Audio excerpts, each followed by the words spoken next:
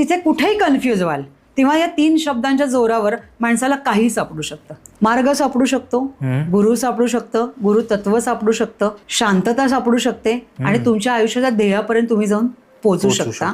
फक्त जे स्वामी समर्थ महाराजांची जर खरेच भक्त आहेत असं म्हणवतात तर त्यांना खूप कठीण परीक्षेतनं जावं लागतं, हे तितकंच खरंय. इतक्या सहजासहजी महाराज कुठलीही गोष्ट तुमच्या हाती देत नाहीत. खूपच म्हणजे कधी कधी अहो काय स्वामी काय लावलंय ते, एवढा त्रास होतोय काय करताय, ते म्हणतात नाही ती वेळ नाही आली ना, वेळ आली की मी करणार, मला माहितीये ना तुझी सेवा दिसतीये, तुमच्या सगळ्या गोष्टी दिसतायत, पण ती वेळ नाही आली.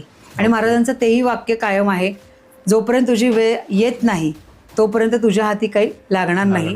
महाराज असं का म्हणतात त्याच्याही मागे कारण महत्वाचं आहे की महाराजांना त्या भक्तापासून लांब जायचं नाही आणि त्या भक्ताला आपल्यापासून लांब करायचं नाही. आणि जेव्हा त्या मधल्या संकटाच्या काळामध्ये जेव्हा तुम्ही स्वामींचा हात सोडत नाही